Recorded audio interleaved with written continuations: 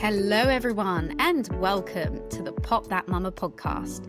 In this episode, we have Gina from MamasteFit, who has been doing some phenomenal work supporting women and educating women on the importance of movement during pregnancy, biomechanics, how to get into the optimal position for birth, as well as pelvic floor health and postnatal fitness. She truly is dominating the space, and I'm sure a lot of my listeners would have come across your amazing work. You're everywhere, which is brilliant. One of the biggest purchases you're going to make in pregnancy is a buggy. It can feel really overwhelming with all of the choices out there. I've been there as a first-time mum, being like, which buggy should I actually choose? That's where Bugaboo comes in.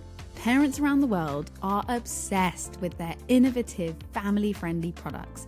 And you know what, guys? So am I. I'm actually really excited to have Bugaboo as our sponsor because I am the biggest Bugaboo fan ever. Like, I literally recommend them to everyone who will listen. Everything is designed to be long-lasting, comfortable, and easy to use. I went with Bugaboo with both of my girls, and honestly, it was the best decision. If you didn't know already, I'm going to be needing a double buggy soon. I couldn't be more excited about having another little one. And luckily, I'm not going to have to stress about what pushchair to get because I know what I'm getting, the Bugaboo Donkey 5.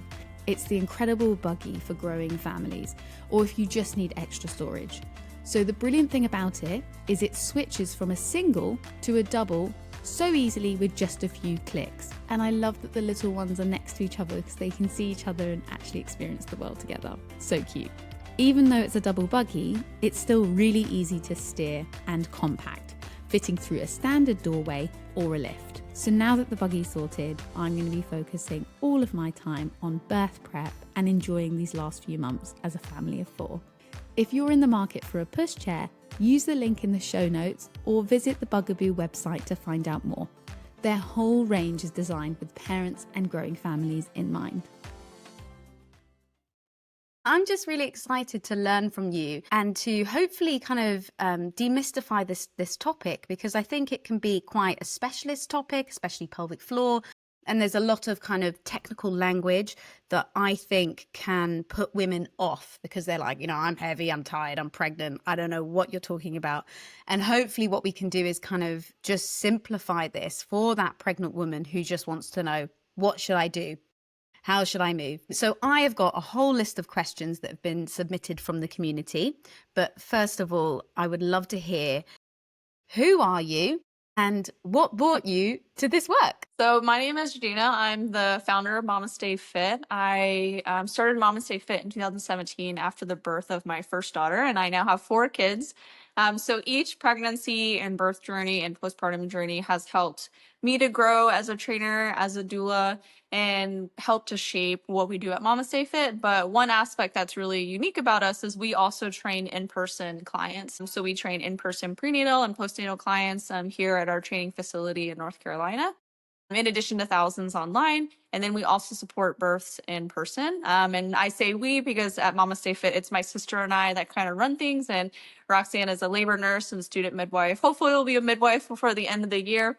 And so we do a lot of our work together to educate on both the movement aspect of birth preparation, how to exercise throughout your pregnancy, how to move your body after birth to help recover and feel strong again. And then she provides a lot of the medical expertise so that we have a really good balance of both, because it doesn't have to be either or. It can be a really harmonious blend between both looking at medical aspect of things in addition to the more holistic and movement aspect of things to help support somebody's overall experience. And that's what we primarily do at MamasteFit. A big goal or focus of mine is on pelvic mechanics. So how can we move to create more space within our pelvis to help support that space within our pelvis, help support baby's positioning, create more space and release tension within our pelvic floor. So there's a lot of work there, and there's a lot of misunderstandings and lots of really good intention with movement. I see folks that will do the movements that I've been teaching my clients, and they do it pretty close, but sometimes the nuance is a little bit lost. And so I'm excited to share a little bit more in depth some of the important things to think about when it comes to movement during pregnancy, during labor, and postpartum, because it can be really scary. There's a lot of misinformation out there on the safety of it and whether or not it's harmful in any way. I actually think it's harmful to not exercise and move your body. Obviously, like there are circumstances where the benefit of exercise doesn't outweigh the potential risk that somebody may have with a medical complication during their pregnancy. But in general, it's incredibly beneficial and almost harmful to not exercise during your pregnancy. And there's lots of benefits for both mom and for baby. Those benefits are not only for labor, but also in the postpartum. My clients who exercise throughout their pregnancies, even if they don't have the labor they are expecting, they all report back that they feel that their recovery postpartum was so much easier because of all the work they did during pregnancy. And so anything that I share about prenatal fitness, I don't want the only focus to be birth. And while that's still a really transformative and important moment in all of our lives, there's still a really long postpartum that comes after that that we also can be thinking about when it comes to our prenatal fitness. So I'm excited to chat and to share as much of my knowledge as possible in however much time we have. I think this is going to be such an informative lesson. I'm ready to learn myself. So let's start there. You were talking about the benefits of movement. And I think, back in the day, women were sort of seen as delicate little flowers that shouldn't move. And that's still very much ingrained. So okay, someone finds out they're pregnant, they're in the first trimester, they're absolutely exhausted. Talk us through, what does positive movement look like throughout your stages of pregnancy? So in the first trimester, if you are super nauseous, you are super fatigued, you are just feeling like straight garbage, you don't need to exercise. It's okay. Ideally, we've been exercising preconception before you were pregnant. And so we're kind of holding on to that condition for the first trimester, and then we could pick it back up in the second trimester. If you do feel good in your first trimester, because not everyone feels nauseous and exhausted, it's absolutely fine to continue to exercise in that first trimester. You may want to lower intensity based on your fatigue levels. You may want to be more upright if you're feeling a little bit more nauseous. So there are some modifications that we can do to keep movement comfortable throughout the first trimester. Some folks can continue to exercise like they did pre-conception or pre-pregnancy. Some folks need to completely pause their workouts, which is what I was like for me. In my first trimester, I was pretty much just like contained to the couch for like 8 weeks. But once we make it to the second trimester, this is where most folks start to feel a lot better. Our blood volume has doubled at this point. We have a big boost of energy. A lot of the physiologic changes that are happening during the first trimester that cause a lot of those first trimester symptoms have kind of alleviated and leveled out. And so we tend to have this big boost of energy in the second trimester. In the second trimester, we still got a lot of really great opportunities to continue to move our body comfortably throughout our pregnancy, to continue to maintain our strength throughout pregnancy, and then also starting to think about that birth preparation and how to set ourselves up for birth and then for the postpartum. Some of the fears resolving fitness during pregnancy is this going to harm my baby? Is this going to affect the length of my pregnancy? Will this cause preterm labor? Will this negatively impact my baby's growth? The answer to all of those questions is no. Prenatal fitness is incredibly safe to do, especially if you're a low risk pregnancy. Like I said before, obviously there are situations where maybe you have a pre-existing medical condition, or maybe you've developed something during your pregnancy that's on the more severe side. And so if your provider is specifically saying do not exercise, I would follow your provider's recommendations. But for the vast majority of people, exercise is very safe to do. One of the things that I commonly see is I'll post these birth prep videos where I'm like, here's 6 exercises that you can do to prepare for birth. And a lot of folks will ask, when can I start this? With the thought of, if I do these exercises, they will cause labor to begin. And I promise you that if your body is not ready to go into labor, it doesn't matter what exercises you do. It will not put your body into labor. I stayed pregnant until like 41 weeks and 3 days, and I was very active during my pregnancies. Usually one of the concerns is this going to negatively impact my baby's growth? The answer is no. And anything, it's going to be incredibly beneficial. It's going to help to improve baby stress resiliency, which is kind of surprising, but when we're creating this stress for them in utero with exercise, it helps develop their nervous system, their cognitive function. They have improved language skills the first year of life, improved motor skills the first year of life. They have higher blood volumes. So they're more resilient to stress, both during pregnancy, labor, and in the postpartum. So there's tons of benefits for our baby. And so living a more sedentary lifestyle during pregnancy is just not beneficial for us. It could potentially even be harmful. Exercise has also been shown to decrease the development of several complications during pregnancy by almost like 30 to 40%, which is pretty significant. So your risk of developing preeclampsia is about 30 to 40% less, gestational diabetes, hypertension. And all of those things could lead to more complicated labors and maybe a longer recovery postpartum. And so if we can decrease the risk of developing those by moving our body during pregnancy, this is incredibly beneficial. If we exercise within the first half of pregnancy, especially, and I know that first trimester is kind of like, we don't know how that's going to feel for us, but if you only exercise in your second trimester, that's still going to be about 8 weeks or 2 months, which is a good period of time. This is going to help to positively impact your placenta's development. And so it's the first half of pregnancy that our placenta is kind of figuring itself out.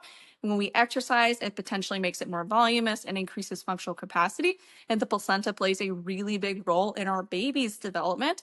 And if we have a better functioning placenta, thanks to prenatal exercise, this could decrease some complications for our baby towards the end of our pregnancy, such as being really small for gestational age, intrauterine restriction.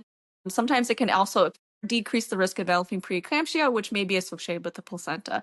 So there's tons of benefits to exercising throughout pregnancy, and fairly little risk. I would say the only like unsafe exercises to do would be ones that are in unsafe environments. So if you would not normally exercise there, like in a sauna, I would not exercise there during pregnancy. And there's some like debate on hot yoga, but if you would not normally exercise in that environment, it's probably not optimal for pregnancy either. But other than that, there's really not any like unsafe or dangerous exercises that you could or could not do. But there are some that may be more optimal for you during pregnancy and some that are probably not going to hurt you, but they're probably not helping you either. So yeah, so exercise in general, incredibly beneficial. Please move your body, even if it's just a walk. Just move your body intentionally throughout your pregnancy. It's so helpful. Honestly, I knew there were benefits, but I had no idea that many to that degree. If that's really kind of motivating, hopefully for people to hear, because who doesn't want those benefits, right? I had a question come in about like the split between cardio and strength training, and is yoga better than being on the bike, or is there a kind of hierarchy, or is it more just do what you usually do? I'd say do what you enjoy. It would be like my first recommendation. Like, I'm not going to force somebody to exercise in the way that I like to exercise, even though I think it's incredibly beneficial if they don't enjoy it. Like, so if you don't like lifting weights, I'm not going to like force you to lift weights. If your thing is Pilates or doing yoga, or you like cycling or you like running, do what you enjoy doing in your body. Now, there are benefits to strength training. There are benefits to doing more mobility and to stretching. There are benefits to doing more cardio. Like, there definitely is not a only do this type of exercise and nothing else. But for us within like our prenatal program, we have a good blend between cardio and strength training. I find resistance training is incredibly beneficial throughout pregnancy, especially as our mass increases, our weight is really shifting forward. We're having a little bit more laxity within our joints. And so when we complement all of those changes within our body during pregnancy with resistance training, this helps us to kind of counter a lot of those shifts and helps us to feel more comfortable throughout our pregnancy. But we still want to do cardio. We still want to have that endurance capacity as well. And so if we're maybe lifting 2 or 3 times a week, maybe you're complementing like 3 or 4 walks a week or 3 or 4 cardio sessions. Like, it doesn't have to be every day. Overall, for a whole week, we're aiming for at the minimum 150 minutes, which is like 5 days a week, 30 minutes a day. Like, that's really not a whole ton, but that can even still feel kind of overwhelming. But we're aiming for 150 minutes of moderate intensity activity. And so this is like, I'm working. I feel like I could have like a quick conversation with somebody, but it's a little hard to do that. So this is like a good effort level. It's not just like a casual walk where we're just like conversing and chatting the whole time. Like, we're working for this 150 minutes. And so however you kind of blend what exercises you do, that's the effort level that we're aiming for. Ultimately, choose what you enjoy, because that's going to help you to do it. Thank you so much. This is really interesting. I'm learning so much. So I exercise a lot, like, well, 4 times a week. I don't know how, if you'd consider that's a lot, but That's a lot. hooray. Mostly cardio. I like that kind of high intensity sweating. And I did try strength training a few years ago, and it didn't make me sweat. So I didn't get that same buzz. And then I just decided not to.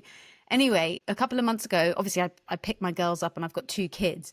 And I've been feeling like my body is just not the same. It doesn't have that power and strength that it used to do. I used to hold June's on one arm. Now I'm like struggling to hold Olivia on one arm. And I said to Tom, I think I want to try strength training. So over the last month, I have been lifting weights and I've been loving it. And I tell you what, I've been walking up the stairs and I feel a difference. I actually feel like my whole body is stronger. Not just that I can like walk up the stairs and not be out of breath. I just feel a different sort of strength. And I'm so excited. It's only been a month and I'm so excited for what I could do with this because it's really something new and exciting. So I guess, yeah, any pregnant listeners who don't usually do something, if you want to give strength training a try during pregnancy, you absolutely can. And you might Yo, you find that can you enjoy totally it. start. That's like another Yeah. misconception is like you can't start anything that you weren't doing pre-conception or pre-pregnancy.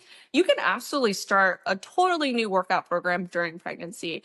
Because when you tell somebody you can only do what you did before, if they did nothing Yeah. before, So limiting. it's that you're just going to keep doing nothing. And that's not very helpful, like at Yeah. all. That's what I my mean, like, midwife so we said to have, me. Don't do anything new. Just keep doing what you're doing.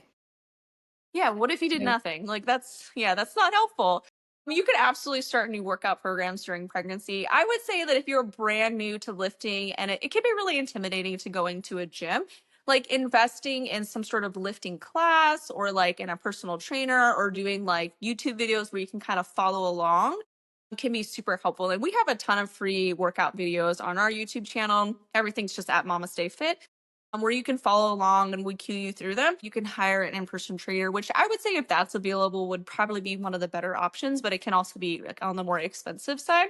But you could totally do that during pregnancy. And there may be some modifications. Like if the movement feels really uncomfortable for you, like that's a good sign that we need to kind of adjust the setup to make it more accommodating for you.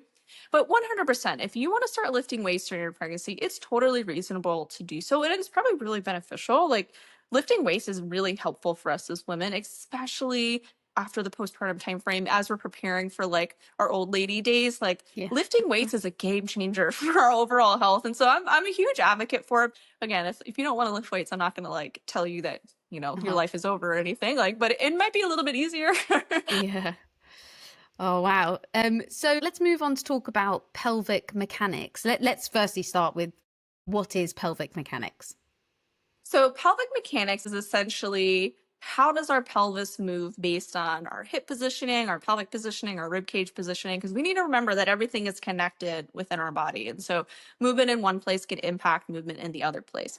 And so at the foundation, here's my little pelvis right here. At the foundation, each part of the pelvis is going to move in a different way. And so depending on how I position my hips or my pelvis or my rib cage is going to influence different types of opening within my pelvic space.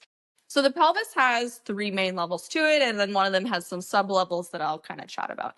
The very top is going to be the pelvic inlet. So this is where baby's going to first enter or engage into the pelvis. And this is like a big buzzword where I want my baby to engage. I want my baby to enter into my pelvis. Engagement does not equal labor beginning. Like your baby could be engaged at 30 weeks and you still got like 12 weeks to go. Engagement is just baby's first path through the pelvis. I will say though, I do think that if your baby is engaged when labor does begin, maybe it's a little bit quicker. I don't know. Maybe not. I don't really have anything to back that up. The next part of the pelvis is going to be the mid pelvis. And after your baby engages, this is where they're going to rotate through. So they'll start and then they'll kind of twist through this space. Babies do not just go straight through your pelvis. They're going to enter and then they're going to kind of rotate and then come underneath the pubic bone. So there's a lot of changes that happen as they're navigating this space. And babies can't come straight down because we got this little bone right here called your ischial spine that they have to kind of twist in front of to get underneath the pubic bone, which brings us to the very bottom of the pelvis, the pelvic outlet. So the pelvic outlet is where your baby is going to then extend their head when they crown, and then the rest of their body is going to come out. So three pelvic levels. We have the inlet, which is the very top. The middle of the pelvis is essentially the bony structure that baby is rotating through. And then the pelvic outlet is where baby is going to vacate the pelvis, where they're going to leave. And each of these pelvic levels opens in a different way. So there's no one movement that opens the entire pelvis. One movement that opens the top of the pelvis may close the bottom. Movements that open more of the top part of the mid pelvis may close the bottom part of the mid pelvis. And so there's essentially four different type of movement patterns that we need to be able to do. as we are thinking about, can I create space within the pelvis? And any sort of like birth preparation exercises that we like recommend, the intent is not to force your baby into that part of the pelvis or to force them into any specific position. We rather want the movement capability to be available to us. And so when we're doing our preparation exercises, I'm doing exercises to ensure that I can open my inlet whenever baby gets to that point, that I can open the mid pelvis whenever, again, baby gets to the mid pelvis, and that I can open the pelvic outlet whenever I get to that point during labor. So I want that movement to be available to me. Now, what do I do to make that space happen? So the very top of the pelvis, that pelvic inlet, we're thinking about external hip rotation with abduction. So the legs moving outwards from ourselves. So we have more of kind of like knees out, ankles in, with the knees moving away, is going to create more space side to side in that pelvic inlet. So if you think about like your really deep squats where your legs are a little bit more relaxed, it's going to help create this space. Or even just kind of like arching in your back can also help create this space, which is the second part of opening the pelvic inlet. So we have our external rotation, so wider knees with pelvic tilting. Now, if anybody's taken like a spinning babies class or they followed spinning babies, you may have heard of a posterior pelvic tilt, creating more space in the pelvic inlet. So we have the sacropromontory, which is this junction between the lumbar spine and the sacrum. Boop, moves backward when you tuck your butt underneath. So we're increasing diameter front to back. So when you think like tucking your butt or rounding in your back, it's helping to create that type of space. But the second part of that is going to be an anterior pelvic tilt. So we have our posterior pelvic tilt, creating that change in diameter. An anterior pelvic tilt is changing the pubic bone angle to make it sometimes easier for baby to slide into the pelvis. In addition, an anterior pelvic tilt or arching in our back makes external rotation easier. So we could potentially create more of a diameter side to side with more of an arch in our back. The good news is all of us live there just in general, and it's even more exaggerated during pregnancy. So we already favor this position during pregnancy and this position during pregnancy. We have a harder time with the tucking part, and we'll talk about some exercises that we can do to help kind of create more of that tucked position. But good news is 2 out of the 3 movements that you need to do open the inlet, you already do. We're already wide here and we're already arching there. Now, when it comes to the middle part of the pelvis, we essentially have 2 type of movement patterns that we're thinking of. The first is going to be internal and external hip rotation, and then internal and external pelvic rotation. And the difference between those 2 is the anchor point. With hip rotation, it's how is my hip or my femur moving on my pelvis. So am I finding more external hip rotation or more internal hip rotation? So the anchor point is the pelvis, and my femur is the one that is moving around. When it comes to pelvic mobility or pelvic internal rotation and external rotation, my anchor point is the femur and the pelvis is what is moving on top of. So they're similar, but they're just like a little bit different, and being able to access both is going to be super helpful. So when I find more of that external hip rotation with more of an open hip position or external pelvic rotation, it's going to tilt that pelvic half forward, which is going to create more space up here in the upper part of the mid pelvis. And so when we create that space there, it's going to make it easier for baby to rotate into the pelvis. So really helpful to help baby engage, especially if they're like in an OP position or their back is towards your back. This can just create some of that space to help baby rotate and enter. But when I find that position, that lower mid pelvis on that side is closing. So if I find a closed hip position where I bring that femur more towards the thigh, it's going to create more space underneath this pubic bone to help baby finish that rotation. And so whenever your baby's in the mid pelvis, we typically find like swaying or shifting from side to side. So we're shifting our weight is really helpful because it's creating that diagonal space to help baby kind of wiggle and rock through the middle of the pelvis. So we don't necessarily need to be like, I'm only focusing on open, I'm only focusing on closed. We're usually going to be kind of wiggling and rocking to help baby navigate through. And then the very bottom of the pelvis, that pelvic outlet, is going to open more with internal hip rotation. So knees in, ankles out. It's going to create more of that side to side opening. I think I've heard of it's called like Kiko, which is like knees in, calves out, knees in, ankles out, same thing. But essentially we're creating more of that space. And it doesn't have to be an extreme like rotation. Like it can be really subtle and still create that space. in addition to helping that sacrum move out of the way. When it comes to the pelvic outlet, it is not a biomechanically normal situation. We don't normally have a baby vacating our body, like in general. And so when we think about that, having that head right here, it's already going to kind of push that sacrum backwards and apply a little bit different of traction in the bottom part down here. And so what we can think about is engaging in the lats to help kind of pull that sacrum backwards, because the lats have an attachment towards the sacrum with a fascial connection. So it's going to help pull the tailbone backwards to allow baby to finish that rotation. So if you've ever seen pictures of somebody pushing, they're usually pulling on something. They're like really engaging in their lats, and their arms are usually coming into their body because they're like really engaging there, and that's helping to pull that backwards to create more space. So, okay, how do you do all that then? Front to back, just rocking forward and backwards. So if you sit on your ball, move your hips forward and back. If you're standing, lots of forward and backward leading. We're really thinking like tucking and arching. Tucking and arching is going to help to create space in the top of the pelvis. And for me as a doula, what I'm looking for in my clients is when they have a contraction, everything is this. Everything is forward and backwards. And that's a big clue to me that their baby's still trying to engage. Once baby has engaged, all of a sudden everything's very swayed. We're swaying from side to side. Maybe we're doing lunges, we're doing hip circles. Everything is like shifting weight and we're kind of flowing in this direction. So it's just boop, boop, boop. And then once baby's starting to get really low and we're getting really close to pushing, you may feel a little bit more pressure out to the side of the hips, because again, not a biomechanically normal situation. That pelvis is starting to stretch a little bit more because that baby head is really trying to navigate through that space.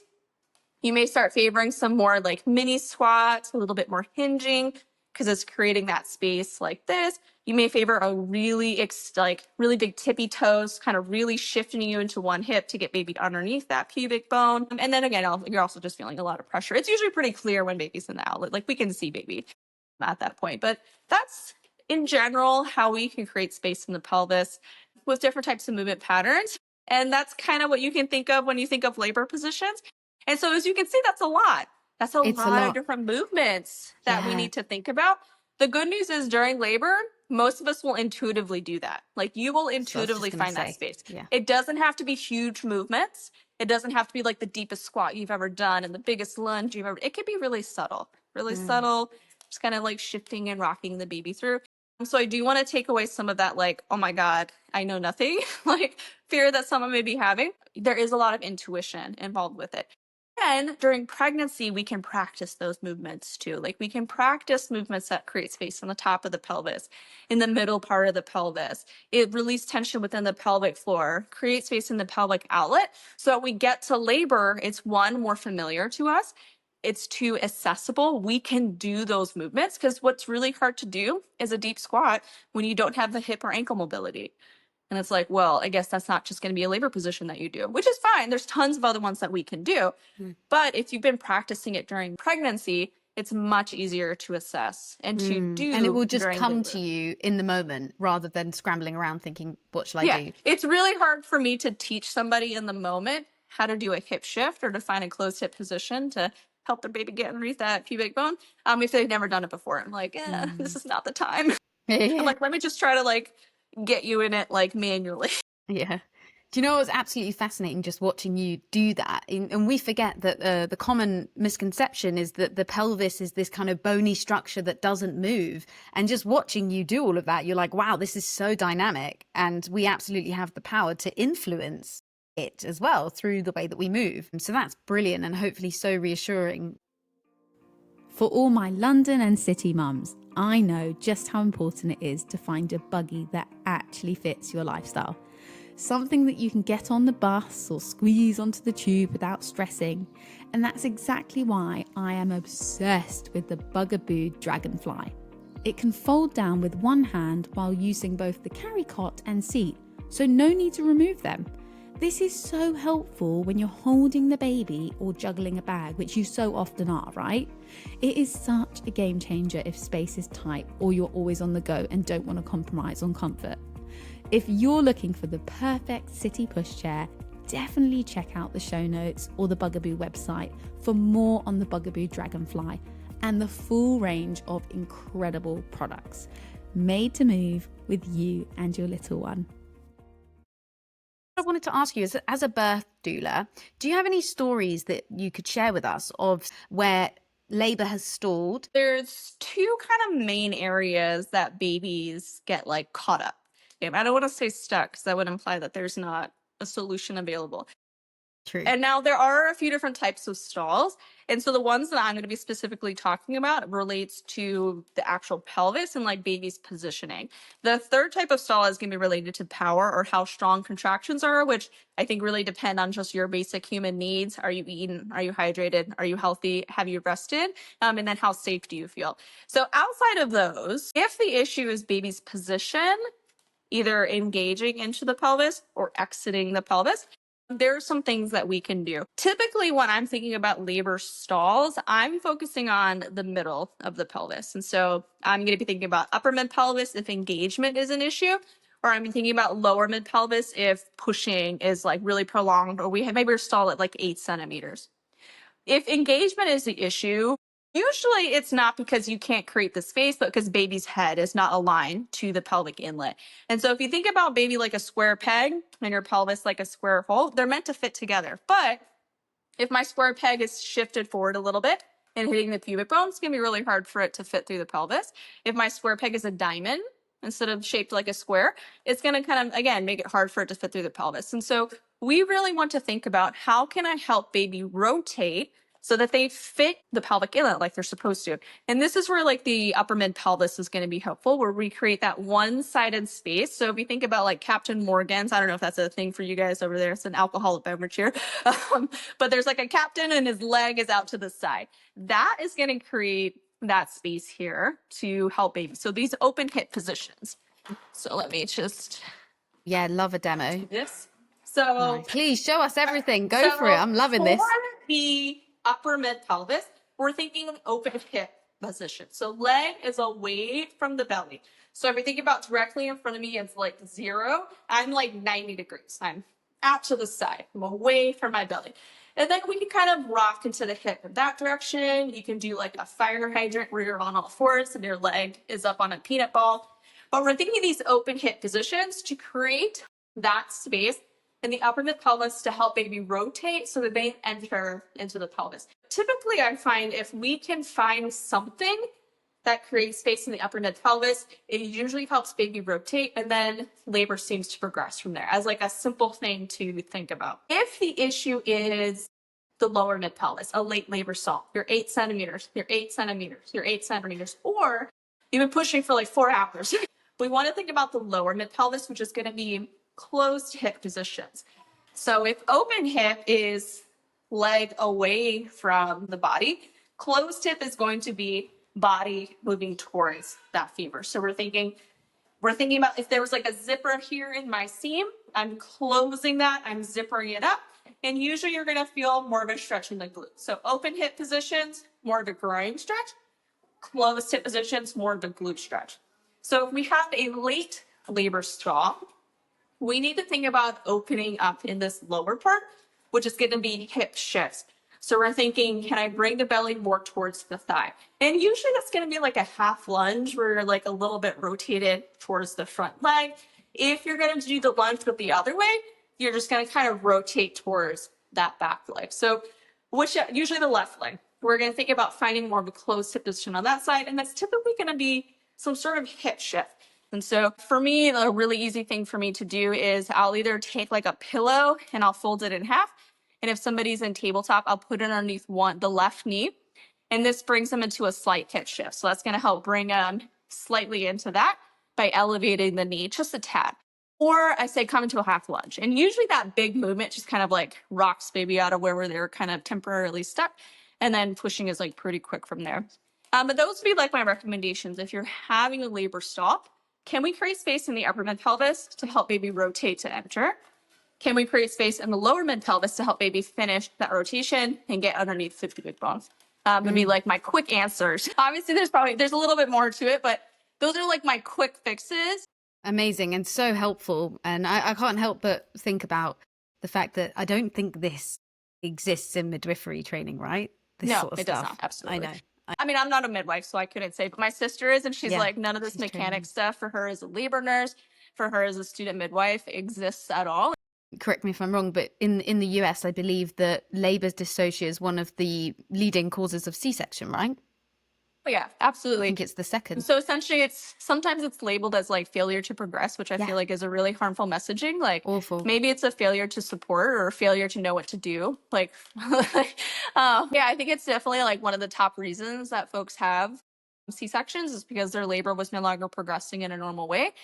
Maybe it was due to baby's position. And then a lot of those women get told, it's because your pelvis is too small. Like you'll never be able to have a vaginal birth. Let me tell you that there's no way that that's true for the number of people that get told. Sure, for like a small percentage, absolutely. But the pelvis, as we already talked about, incredibly mobile, especially during pregnancy. Very, very dynamic. It's going to change, and that displacement or the ability to create space increases significantly during pregnancy by like a lot.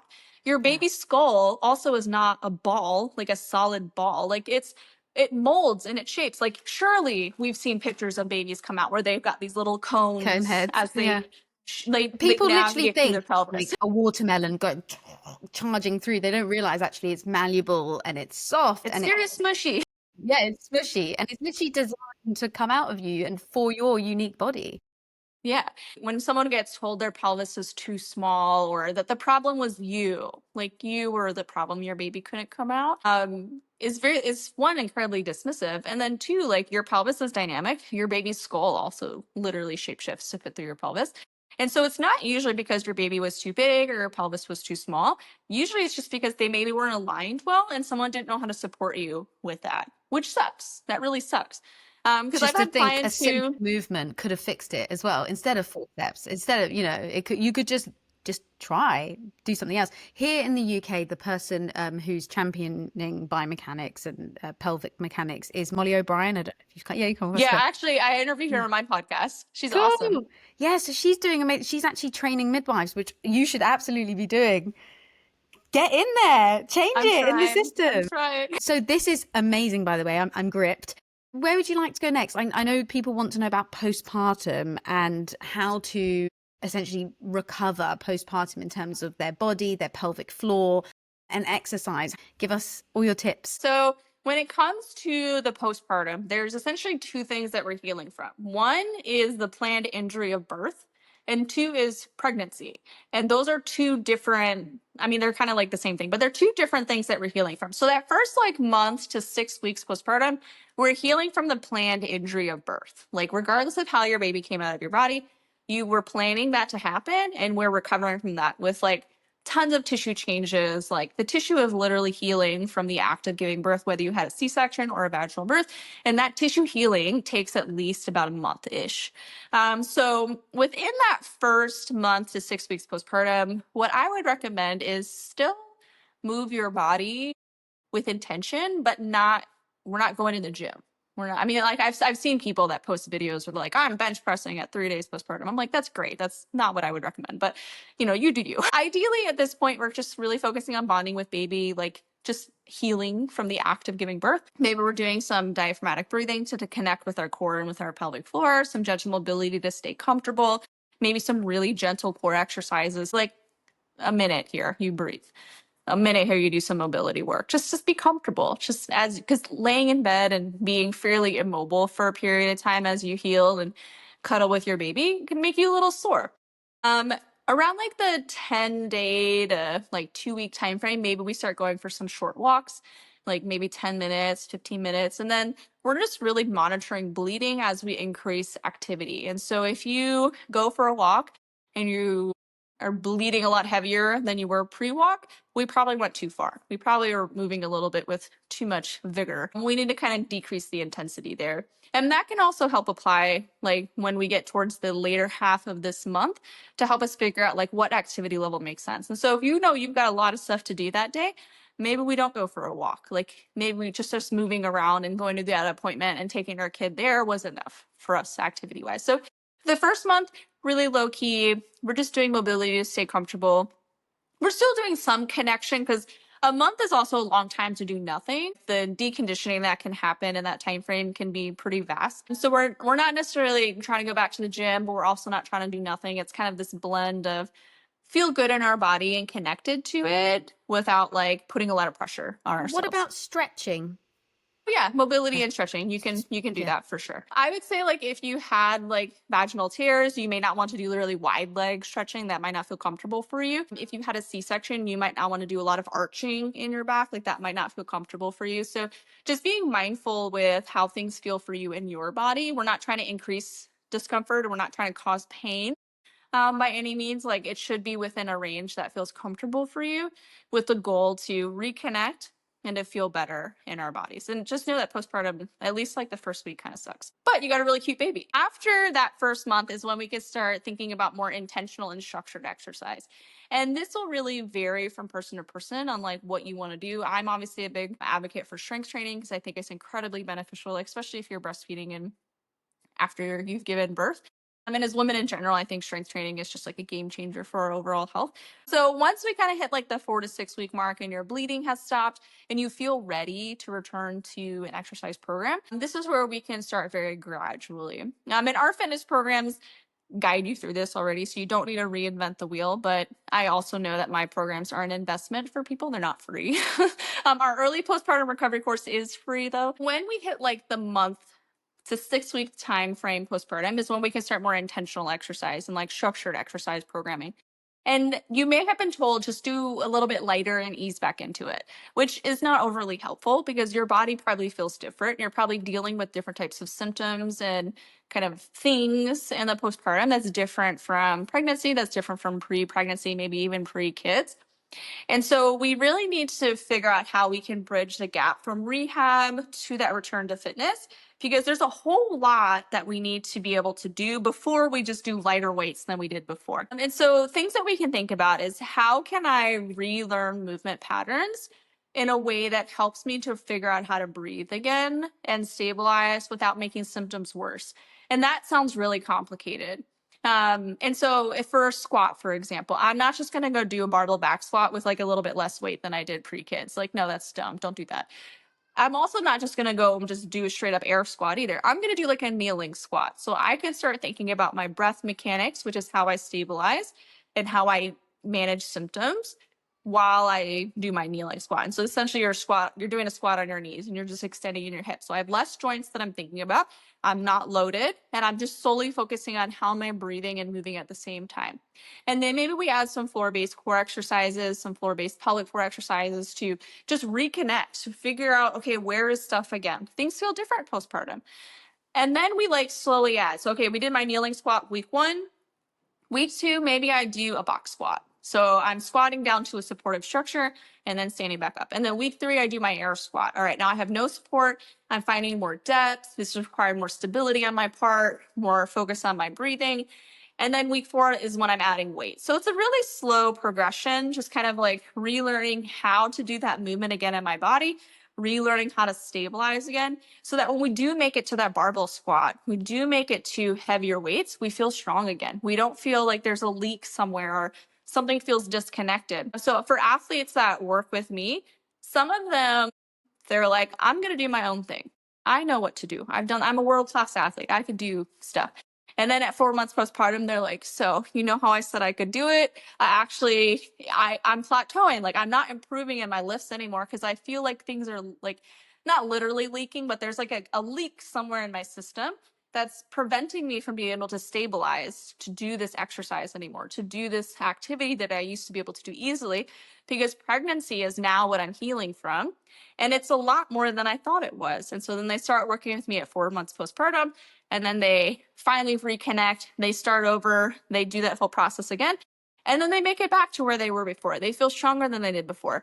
But it's like a really patient, like 2-month process from when someone starts to where they're kind of like make it to a point where they can start pushing things again. So first month postpartum, we're healing from the planned injury of birth. This is like tons of tissue healing. Like we're just kind of like trying to stay comfortable and connect in a really gentle way. Once we hit like the month or 2 months postpartum, this is where we start more of that structured exercise. And I would say like a month or 2 is just this kind of like bridging of rehab to fitness. After that, so let's say now you're like 3 to 4 months postpartum, that's when we start to see more athleticism start to come back again. We're starting to run again. We're jumping again. We're starting to lift like a little bit heavier again. This is where just lifting up a little bit lighter than you did before starts to come in. And so after we've done this like period of time of rebuilding, now we're lifting a little bit lighter than we did before and building our strength back again. And now you're like 6 or 9 months postpartum and you're really starting to push things again. You're starting to feel a little bit more connected with your body.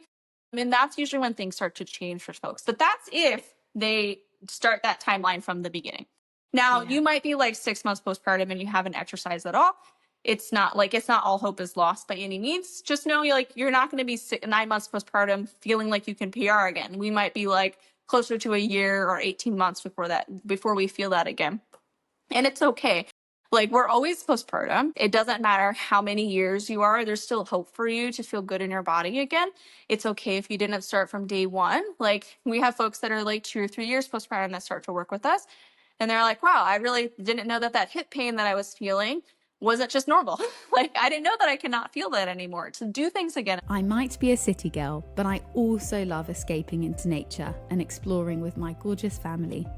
Fresh air and little adventures mean so much to me, and it's really important that my girls get to grow up with those experiences too. That's why it makes such a difference having a buggy that can keep up. The Bugaboo Fox 5 Renew is built for all terrains and is super comfy for baby, so you're not going to need to stress about every bump in the road. Plus, it's really easy to steer. Honestly, it's a buggy you can take anywhere, from city pavements to country walks, and it's now available in forest green with matching accessories. Guys, I am so obsessed. It is gorgeous. So, for naptime strolls, city commutes, or weekend adventures, Bugaboo has a pushchair designed to fit your life. Use the link in the show notes or head over to their website to find out more about the Bugaboo Fox 5 Renew and their whole range of incredible products. Thank you so much for tuning into the Pop That Mumma podcast, sponsored by Bugaboo. I don't want anybody that's listening to feel like I missed my window. You absolutely did not. There's still lots of opportunity to heal and reconnect. That beginning process may feel really slow and might be really hard and test your patience, but it is worth doing. And with our programmings, we walk you through that step by step. But yeah. Literally, it's an investment in you. It's an investment in your, in your pregnancy, in your baby, in your health postpartum, in your children, in your body, and how you feel. There's so many benefits to looking after yourself in this transformative time. Look, this has been so informative and I've really enjoyed learning from you. You're clearly an expert in your field. So if someone's listening going, do you know what, I want more, I want to be handheld, I need guidance, because you can go on YouTube, but I think it's better to be coached where there's a proper program that can literally take you through, you feel safe. You're not just doing random bits here and there and there's no structure. So what I'd love to know is, what do you have on offer? Do you have online courses, in person? Just tell us everything the listeners need to know to make the decision. So before we get to the paid stuff, we do have a lot of free offerings too, because I do want everything to be as accessible as possible to people. And so essentially, if you go to any social media platform and you look up MamasteFit, you'll probably find us there. We're on Instagram, YouTube, TikTok, Facebook, and we share tons of free content. We have a blog, we have our podcast. So there's lots of options to learn from us, but you still have to figure it out yourself. Now, if you want it to be figured out for you too, you don't want just like the what or the why, you want that, okay, how do I do it? This is where our online courses come in. And we offer both online courses and in person. So if you're local to us here in Aberdeen, North Carolina, we do have an in-person training facility, but most people don't live in our small town. So most people are going to do online. Online, we have our prenatal fitness program, we have postpartum fitness programs, and we have childbirth education courses. And then we also have a professional mentorship program for folks that do want to learn from me. On the more professional side, we do offer that as well. So that's what we offer. You also have your book? Yes, I do have a book too. I forgot about that. Yeah. So my book, Training for Two, is available wherever you buy books, and it's all about prenatal fitness. So it discusses how we can stay strong and pain-free throughout pregnancy. There's a whole section on labor, pelvic mechanics, pelvic floor is included. And then there's one very small chapter on early postpartum. Lovely. I'll put it in the show notes. Look, this has been fantastic. So nice to connect with you, and just thank you for blessing us with all of this knowledge. I've learned things, and I'm sure the audience would have really enjoyed it. You're amazing. Thank you for Thank you coming so on. much. Thank you for having me.